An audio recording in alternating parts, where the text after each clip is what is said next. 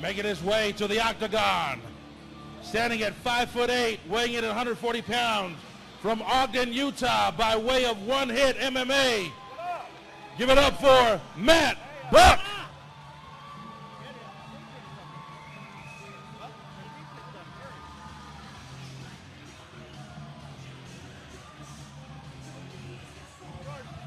Matt Buck getting the Vaseline on, training at One Hit MMA in Layton. One Hit MMA is notorious for having fighters that punch hard and go for really hard submissions. Everything they do, 100%. He's 0-1 as a pro, fights MMA style.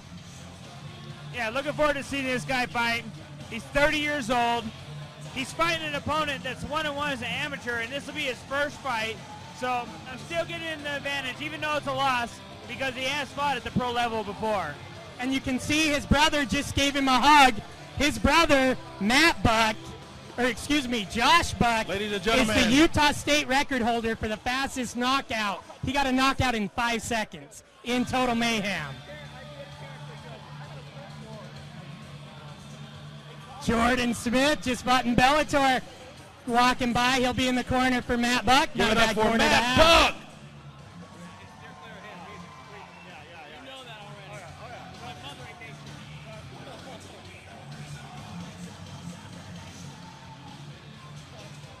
This is the first of our pro fights. So for the rest of the night, all of these fights will be pro. Knees to the head while standing are legal. Elbows standing or on the ground are legal. And 5-minute rounds.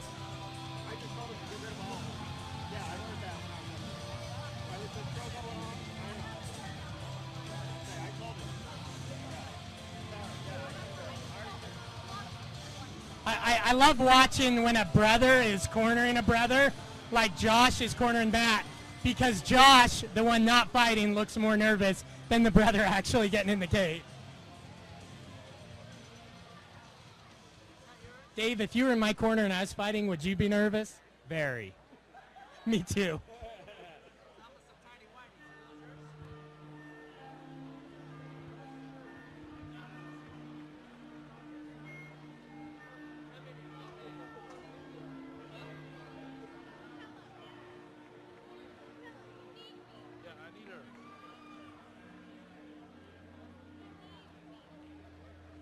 His opponent, fighting out of the blue corner, making his way to the octagon.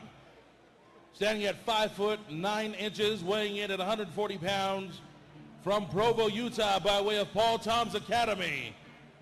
Give it up for Collin Clifford.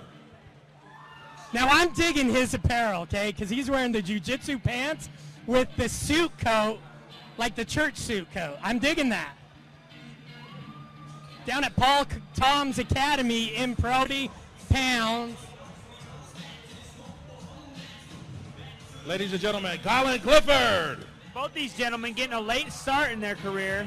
Matt Buck being 30, and Collin the Gentleman Clifford being 27 years old.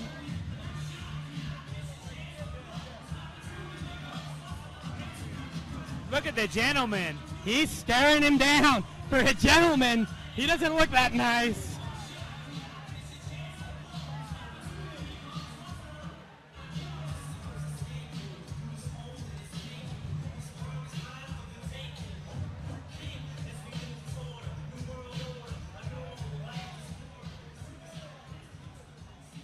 Pre-fight stare down. Are fights won and lost by the pre-fight stare down? No, they are not. Due to contrary belief, they are not won or lost. Although you can The look fight at your is, opponent the fight and see is how they're won or feeling. lost in the gym, where you prepare and what you put into your training. It's all going to show once you come in and demonstrate what you've done in the gym, in the cage. Having a little trouble getting that cage door shut. I've seen one too many guys fly out of a cage door, so I don't mind watching a little extra attention spent on the door. Will they touch gloves? We're going to find out. And it's yes, here they go. The gentleman, judging by his nickname, should touch gloves. And an early kick to the groin. It's never good to take a shot to the Tic Tacs.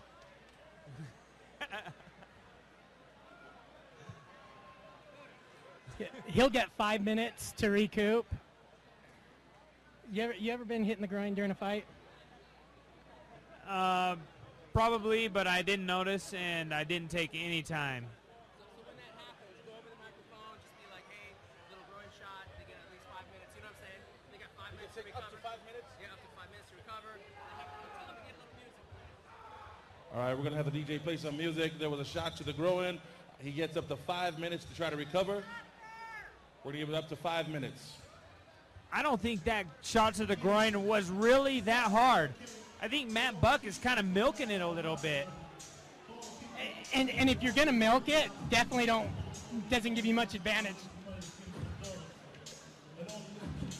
Especially this early in the fight. Neither of them are tired. He doesn't need a break to recover.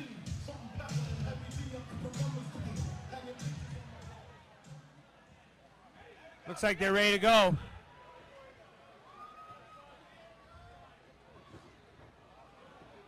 Not shy to throw a kick right after hitting him. The gentleman kicking wildly.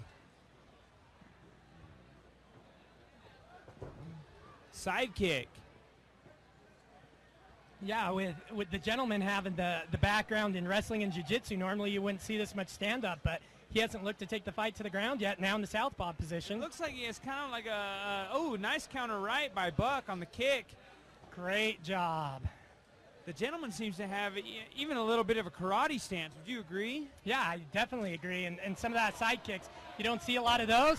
And now you've got Matt Buck on top position. I know that Matt's brother, Josh, was a college wrestler. We're going to get see a little bit of that jiu-jitsu from Collin Clifford.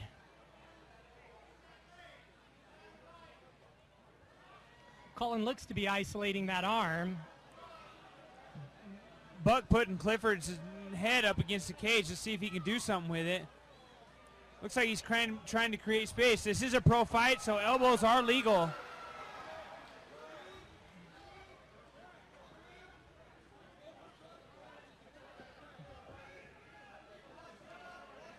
Oh,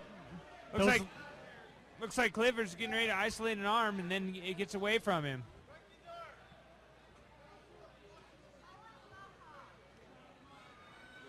Yeah, Clifford doing a little bit of the grapevine from the bottom, where he puts his hooks in the legs to make it so Matt Buck has a harder time posturing. And he's going to take his back.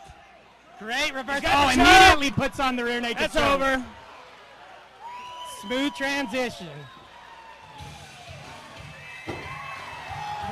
The gentleman does a backflip. Perfectly. I give him a 10 on that backflip. He landed it perfectly. That backflip was as good as the reversal to put on that rear naked choke. Great job.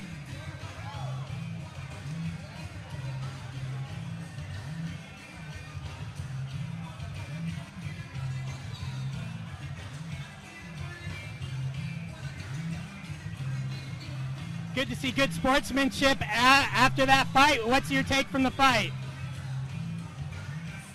It's just my opinion, but it didn't seem like Matt Buck really was coming into this fight mentally prepared. He looked a little bit hesitant to do anything from the top position, and it got capitalized on by the gentleman as soon as he let up just a little bit. And when the gentleman went to take his back, he didn't try to defend it at all, and then he got choked out. That's just what happens.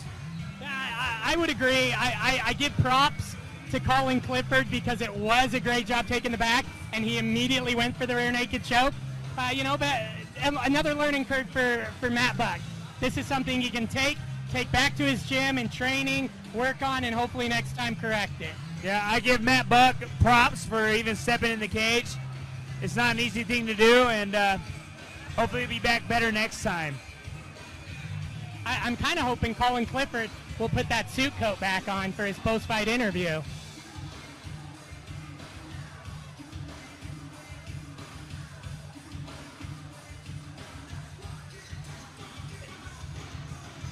Collin Clifford looks to be meditating. Oh, he's done now.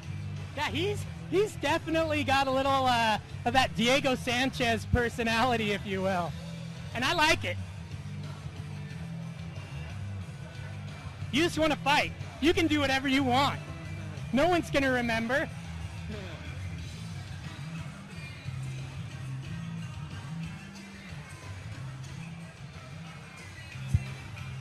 All right, we're going to turn it back over to Big Buddha in the cage to talk to our winner.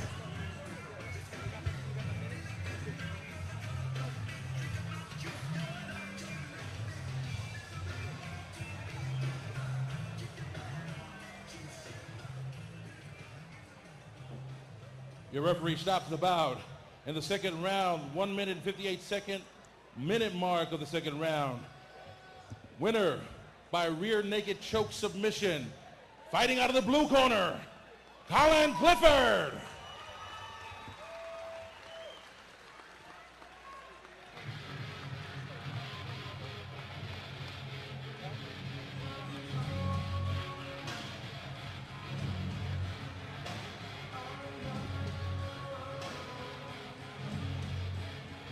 Congratulations, Collin.